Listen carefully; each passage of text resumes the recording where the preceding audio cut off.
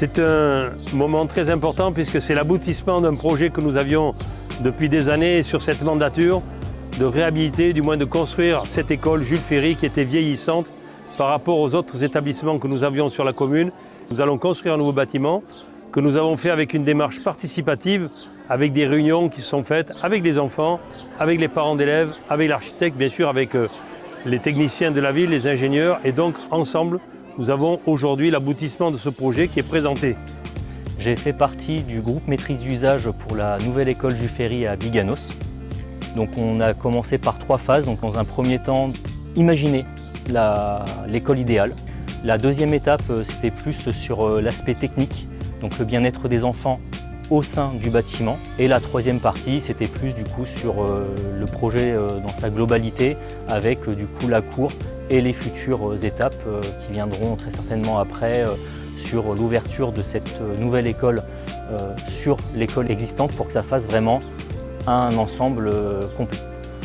Alors l'enjeu de ce projet, c'est de profiter de cette extension pour étendre notamment les cours et les requalifier. Le groupe scolaire a aujourd'hui 2 cours, on en propose une 3e qui aura une atmosphère beaucoup plus végétalisée. Évidemment, l'enjeu est à la fois d'augmenter le programme de l'école, mais surtout de requalifier l'école dans son ensemble et de lui donner une dimension plus actuelle et contemporaine, notamment dans les usages, avec ce qu'on appelle les cours oasis, où les enfants pourront profiter plus largement du paysage.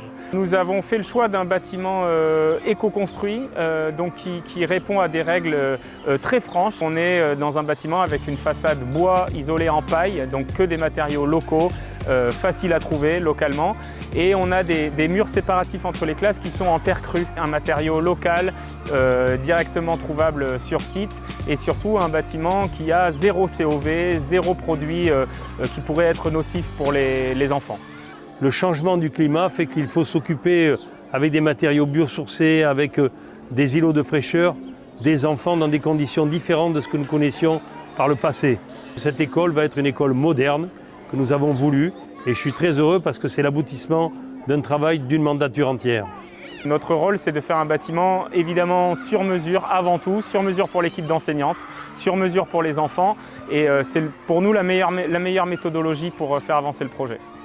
Maintenant, on a hâte que ça démarre et surtout hâte de voir le projet fini et que les enfants puissent enfin intégrer cette nouvelle école et sentir vraiment plus à l'aise et pouvoir travailler encore dans de meilleures conditions dans le futur.